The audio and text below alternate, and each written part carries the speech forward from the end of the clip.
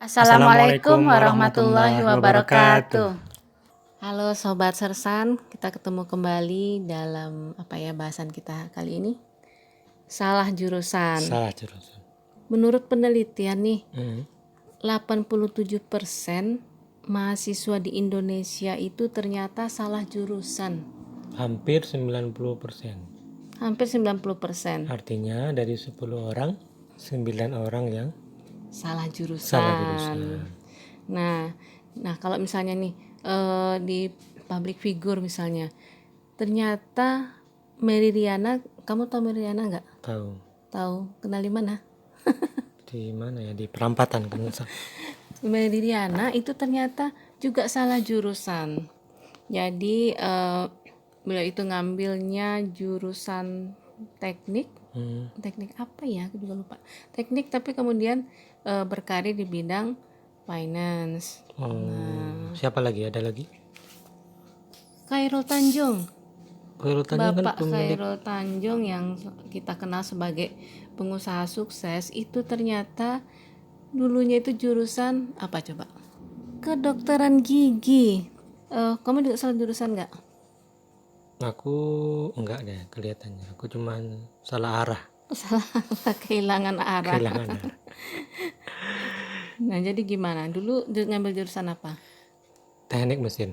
Teknik mesin. Tapi awalnya pengennya itu psikologi. Oh, psikologi. Berarti berbalik Salah arah. arah. Oh, salah arah. Salah arah ya. Salah jurusan juga ya. Salah jurusan. Nah, sebenarnya apa sih penyebab salah jurusan? Apa aja tuh? Kalau kamu ngapain? Kenapa salah jurusan? Kalau aku karena pilihan pertama. Kalau dulu kan kalau kita kuliah ada 2 atau 3 pilihan saat ujian masuk perguruan tinggi. Yang pilihan pertama nggak keterima. Jadi yang diambil pilihan kedua. Masuk pilihan kedua. Jadi itu memang fenomena yang paling sering kita temui. Biasanya pilihan pertama itu udah pilih yang sesuai, kemudian ternyata malah dapatnya pilihan kedua. Nah, kadang-kadang ada yang antara pilihan pertama dengan pilihan kedua itu diambilnya yang agak-agak nyambung. Misalnya pilihan pertama misalnya Teknik ya. teknik apa mesin. gitu, Terus teknik pilihan mesin. kedua teknik elektro. Teknik elektro sama-sama teknik. Nah, tapi terkadang orang menentukan pilihan itu kan berdasarkan passing grade. Nah, jadi kalau teknik mesin, teknik elektro tuh kayaknya sama-sama berat. Nah, jadi yang pilihan kedua itu diambil yang di bawahnya itu passing grade, misalnya yang Ekonomi mungkin, atau misalnya sastra misalnya. Nah, malah ternyata keterima yang kedua. Nah, kemudian apa lagi nih yang bikin salah jurusan? apa aja tuh? Ortu bisa nggak sih? Kok bisa? Bisa banget dong ya. Nah, misalnya seperti ini contohnya temanku yang bapak ibunya itu dokter, terus pengen banget anaknya ini juga mengikuti jejak mereka. Jadi pengen anaknya kuliah di kedokteran, dan kebetulan memang secara ekonomi dan secara intelektual juga mendukung. Jadilah masuknya ke kedokteran. Padahal sebenarnya ketertarikannya itu justru di dunia seni. Nah, jauh gitu. banget kan gitu kan. Terus selain itu juga bisa teman nih. Jadi Ikut-ikutan ya. ikut-ikutan. Karena kan memang kita saat mengambil keputusan itu kan memang dalam usia sekolah, usia SMA atau SMK setingkat itu kan. Dan itu memang usia yang masih labil untuk mengambil keputusan. Kemudian juga bisa karena ikut-ikutan itu juga bisa karena menganggap jurusan ini keren nih gitu. Keren dong. Karena kerennya ya. Nah, karena kerennya. Terus bisa juga apa lagi sih? Bisa karena apa? Kurang informasi itu, Kurang pengetahuan. informasi itu juga salah satu faktor yang sering terjadi. Kurang informasi atau kurang riset, apalagi zaman-zaman kita dulu, zaman kapan ya? Zaman baheula. Zaman kita dulu itu informasi tidak sebanyak sekarang, tidak semudah sekarang. Mungkin ada yang misalnya datang ke sekolahan itu dari alumni, atau misalnya ada dari orang tua atau dari sekitar yang menginformasikan. Nah, namun kan itu informasi itu tidak bisa akurat atau seperti yang kita bayangkan. Kadang meskipun itu udah dapat informasi yang detail, setelah masuk itu tetap terkaget-kaget. Seperti aku nih dulu misalnya jurusan biologi misalnya, itu ngiranya itu nggak ada matematika. Ternyata ada. Ternyata pas semester awal itu tetap ada matematika dan malahan juga ada statistiknya. Nah, itu dia. Kenapa sih, apa sih tanda-tandanya kita itu merasa salah jurusan? Kapan sih dan apa sih tanda-tandanya gitu? Menurut Memang kamu apa? bisa sadar gitu ya suatu Ya saat. sadar dong ya, sadar dong ya. Karena ya misalnya tuh kita tuh kuliah tuh udah nggak ada motivasi misalnya. Terus hal-hal di luar kuliah lebih menarik. Terus pengennya pindah jurusan, dan itu ada loh yang pindah jurusan tahun depan mengulang, itu ada, dan banyak juga mungkin ya. Kemudian nih nilai makin turun misalnya. Kenapa? Karena udah nggak tertarik lagi. Atau misalnya gini nih, misalnya kita temen nih sama teman dari fakultas lain, terus main ke kampus dia, atau misalnya kita melihat mereka praktikum, terus kita baru nyadar, Kok asik ya. asik ya, wah kayaknya ini nih aku banget deh, mestinya aku ini yang kuliah, mestinya aku yang di sana, kan gitu. Itu yang berawal dari kurangnya Informasi tadi. bisa jadi seperti itu.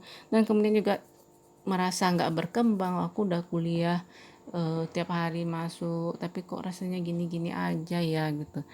Nah, itu bisa macam-macam ya tanda-tanda kalau kita ngerasa salah jurusan. Terus apa lagi? Kemudian misalnya kalau kita udah ngerasa salah jurusan, sebaiknya gimana nih? Kita mau move on Atau atau stay stay on? on. Gimana nih? Kalau Boleh, kamu dulu boleh. salah jurusan gimana? Mau move on? Mau pengen ada keinginan untuk pindah jurusan nggak tahun berikutnya? Tetap Tetap, dulu mengikuti ujian berarti apa ya tetap dulu ya. ya, Dulu tetap mengikuti dulu ya. bukan SPMB, SNMPTN dulu namanya. Tahun berikutnya tetap ikuti lagi ujian. Ya alhamdulillah 3 kali ngikutin Tetap tetap nggak keterima. tetap rezekinya di tempat yang pertama tadi ya. Ya.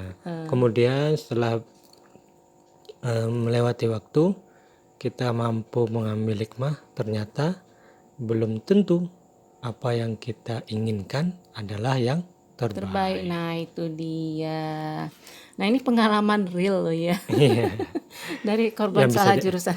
tapi setiap kita mungkin punya pengalaman yang berbeda. Ya, tentu saja. Nah, sebenarnya gini, kalau misalnya kita udah menyadari kita itu kayaknya nih aku salah jurusan nih, aku mau move on tahun depan, atau aku mau tetap ya, mau stay on ya. Nah, awalnya itu mungkin kita sadari dulu, kita benar-benar menyadari dulu kita ini benar-benar salah jurusan atau hanya jenuh, ya kan? Benar-benar salah jurusan kah? Atau aduh mungkin hanya beberapa mata kuliah aja sih sebenarnya yang aku nggak suka gitu, seperti aku mungkin aku cuma ngindarin matematika aja sih sebenarnya. Terus semester 2 misalnya udah ketemu mata kuliah yang cocok misalnya, seperti itu kita analisis dulu gitu kan. Kemudian ini ada nih beberapa hal yang kalau kita memilih untuk move on gimana, terus kalau kita untuk memilih mau tetap bertahan nih gimana. Gimana tuh? Gimana ya? Nah, misalnya nih kalau kita memilih untuk, kamu dulu Milih stay on. stay on itu kenapa? Kan sudah 3 kali nggak keterima mau Oh apa? gitu, berarti karena kondisi ya. Ya. Nah, itu bisa memang kalau kita memilih untuk tetap bertahan, itu memang bisa karena kondisi seperti tadi itu. Itu kita kalau mau memilih bertahan itu kita harus mengubah mindset dulu. Mengubah mindset bahwa ini kita syukuri dulu bahwa alhamdulillah nih kita udah bisa mengenyam pendidikan tinggi, ya kan? Nah, banyak orang di luar sana yang mungkin belum berkesempatan untuk mungkin nih yang jurusan yang kita kita bilang salah ini tadi, ini ternyata ini impian banyak orang loh ternyata kan, bisa seperti itu. Kita ubah mindset dulu kalau kita pengen tetap bertahan ya. Kemudian ini nih ada satu kata lagi nih, selesaikan apa yang kamu mulai, Bung. Nah gitu ya kan, kita udah milih nih kan, kita udah milih dong ini, terus ya udah selesaiin. Bisa juga seperti itu, tuh menjadi motivasi atau apa, sesuatu hal yang membuat kita ya udah deh aku bertahan deh gitu kan. Ya. Nah kemudian kita ingat juga nih, kalau misalnya kita pindah nih, ikut lagi nih tahun depan, udah nyiapin biayanya belum, ya kan? Kita oke nggak dengan waktu yang Sudah sudah terlewati 1 tahun. satu tahun terus kita ngulang dari awal lagi? Itu memang kembali ke kitanya masing-masing sih. Kemudian Kalau rasanya dianggap tidak apa-apa, untuk sesuatu yang rasanya lebih mungkin ini lebih penting sih, misalnya aku untuk kuliah di, misalnya aku lebih penting sih untuk kuliah di kedokteran misalnya jangka panjang, ini aku udah deh nggak apa-apa deh terbuang 1 tahun misalnya. Itu banyak juga loh teman-teman lakukan seperti itu. Jadi ada beberapa lah ya misalnya gitu, itu tahun depannya pindah ke kedokteran. It's okay lah, udah ngelewatin 1 tahun, udah dapat teman, pengalaman, tapi ini untuk jangka panjang nih gitu. Itu kembali ke kitanya, kita masing-masing tanya individu. dulu. Kemudian misalnya kita mau tetap bertahan, mungkin kita bisa gabung dengan kegiatan non akademis yang ada di kampus, misalnya organisasi atau UKM yang itu bisa mungkin mengalihkan sedikit, kita nggak terlalu terbebani dengan mata kuliah gitu, untuk menyeimbangkan lah gitu kan, imbangkan. Atau mungkin ya, kita bisa ngikutin kursus atau yang sesuai dengan keinginan kita, yang di luar aktivitas kampus. Iya, kemudian Jadi juga tetap tersalurkan mungkin cita-cita dan keinginan atau kemudian hobi. mungkin misalnya kita nggak bisa pindah di misalnya kuliah S1 nih ya, mungkin nanti pas S2-nya kita baru ngambil jurusan yang kita inginkan tadi gitu. Bisa kan, banyak itu dan seperti itu. Misalnya S1-nya apa, S2-nya apa ya. S2 itu biasanya udah sesuai dengan minatnya Paralel gitu banget. juga bisa ya. Bisa dong gitu kan. Nah kemudian misalnya nih yang tetap bertahan dan gak sesuai dengan jurusannya, itu juga nggak usah khawatir, karena misalnya yang untuk teman-teman yang orientasinya nih nanti orientasinya kerja. Nah itu kalau sekarang ini sangat banyak itu di dunia kerja itu yang membuka lowongannya itu untuk semua jurusan kan. Contohnya? Banyak dong, banyak macam. Dan juga ada program manajemen trainee, biasanya itu kan dikumpulin dari jurusan apa saja gitu, jurusan mana, itu banyak sekali.